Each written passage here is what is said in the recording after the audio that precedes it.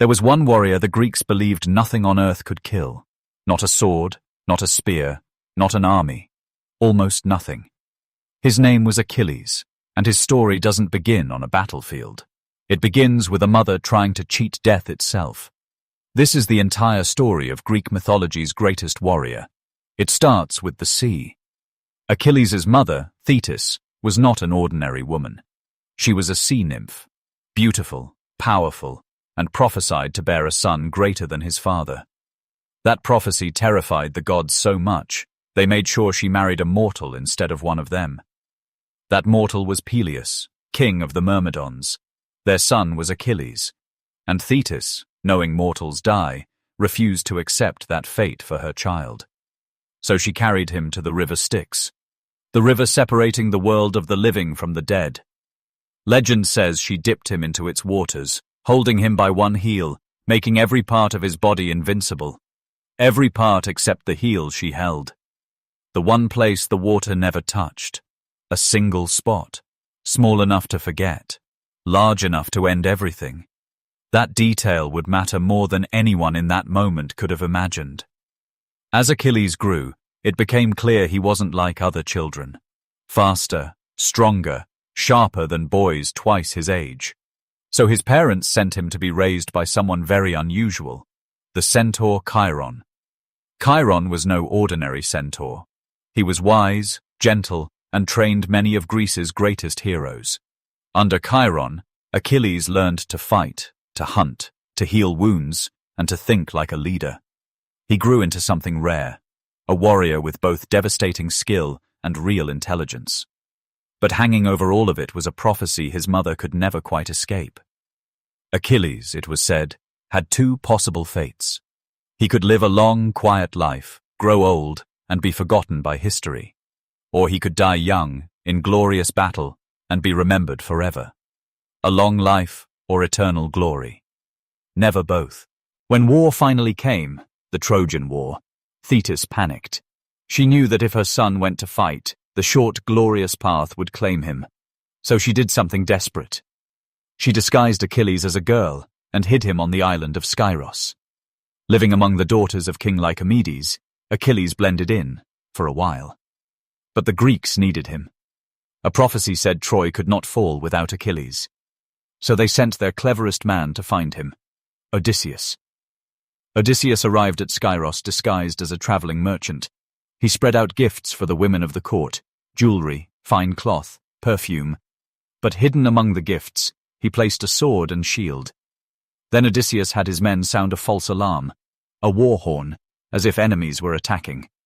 Every woman fled in panic, except one who instinctively grabbed the weapons. Achilles' true nature gave him away in a single instant. The trick worked. There was no hiding what he truly was. Achilles agreed to join the war, knowing full well what it might cost him. With his closest companion, Patroclus, at his side, he sailed for Troy. The Greek fleet gathered at Aulis, 1,000 ships, bound for one city. Their goal, Troy, a fortified city protected by thick walls, and a prince named Hector. For 9 long years, the war dragged on without a decisive victory. Raids, sieges, endless fighting around a city that refused to fall. Achilles quickly became the single most feared warrior on the battlefield. No Trojan dared face him directly. His name alone could clear a field, but even the greatest warrior in Greece couldn't escape politics. During a raid, Achilles captured a woman named Briseis as a war prize. Agamemnon, the Greek commander-in-chief, was forced to give up his own war prize to appease the gods. So Agamemnon did something almost unthinkable. He took Briseis from Achilles instead. It wasn't just an insult.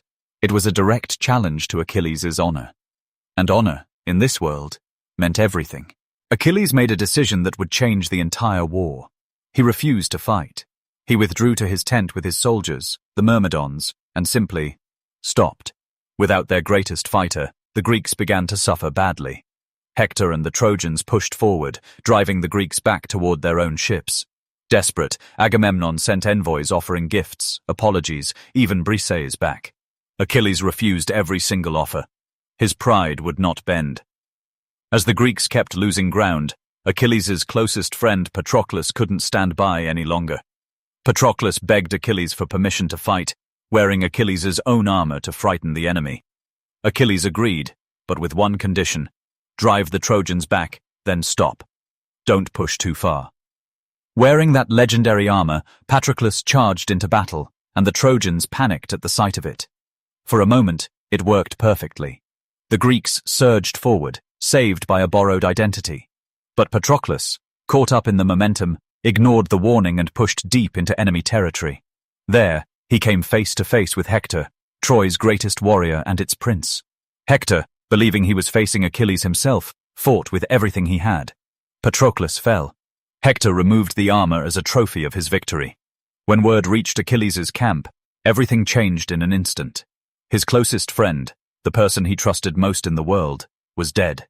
Grief turned into something far more dangerous: rage without limits. Achilles vowed to return to battle, not for Greece, not for honor, but for revenge. But he had no armor. Hector had taken it from Patroclus's body, so his mother Thetis turned to the god of the forge, Hephaestus. Hephaestus crafted new armor for Achilles, a shield said to depict the entire world upon it. Clad in divine armor, Achilles returned to the battlefield like a force of nature. Trojan soldiers fled at the mere sight of him. Nothing could slow him down. Eventually, Achilles found exactly who he was looking for: Hector, standing alone outside the city walls. The two greatest warriors of the war finally met, face to face, for the fight everyone knew was coming. Achilles struck the fatal blow. Hector, Troy's greatest defender, fell. But Achilles' rage wasn't finished. He tied Hector's body to his chariot and dragged it around the city walls. It was an act of grief so extreme it horrified even his fellow Greeks. Inside the city, Hector's father, King Priam, watched his son's body dishonored again and again. Eventually, Priam did something almost no one expected. He walked, alone and unarmed, into the Greek camp at night. He knelt before Achilles and kissed the hands that had killed his son. He begged for his son's body back, so he could give Hector a proper burial. Something in Achilles broke open. He saw his own father in Priam's grief. He returned Hector's body, and for a brief, quiet moment, the war paused for mourning. But Achilles' own fate had already been sealed the moment he chose glory over a long life. Soon after, the Trojan prince Paris fired an arrow guided, legend says, by the god Apollo himself, straight into Achilles' one vulnerable spot: his heel. The greatest warrior in Greek mythology fell not to strength, but to the single spot the river never touched.